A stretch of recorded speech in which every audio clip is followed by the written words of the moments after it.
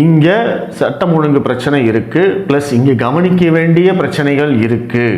நீங்கள் பெண்களுக்கு எதிரான குற்றங்களுக்கு வந்து நிறைய நடவடிக்கை எடுக்க வேண்டியிருக்கு, நிறைய சீர்திருத்தங்கள் செய்ய வேண்டியிருக்கு, நிறைய வழிகாட்டுதல்களை நம்ம வந்து வெளியிட வேண்டியது இருக்குது, அதை நம்ம ஃபாலோ பண்ண வேண்டியது இருக்குது.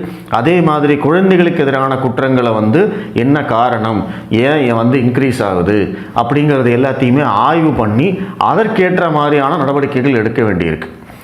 இதெல்லாம் நம்ம எப்போ செய்வோம்? முதல்ல இந்த மாதிரி தவறுகள் நடந்திருக்கு அப்படின்னு நம்ம ஒத்துக்கிட்டா தானே வந்து அடுத்தது க்யூர் என்ன அப்படிங்கிறத போய் பார்ப்போம்.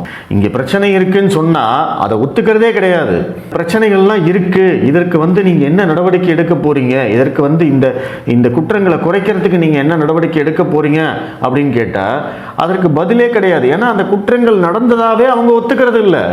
இங்கே பெண்களுக்கு எதிரான குற்றங்கள் அதிகரிக்குது அப்படின்னா அதை வந்து நீங்கள் ஆய்வு பண்ணணும். எந்த ஒரு அரசாங்கமாக இருந்தாலுமே அதை ஆய்வு பண்ணி எந்த மாதிரியான குற்றங்கள் நடக்குது, எங்கே வந்து அதிகமாக இருக்குது, அரசாங்கம் எங்கே கவனம் செலுத்தணும், இல்லை தனியார் அமைப்புகளில் வந்து என்ன மாதிரியான வழிகாட்டுதல் கொடுக்கணும், இது எல்லாம் சேர்ந்தது தான் வந்து சட்டம் ஒழுங்கு.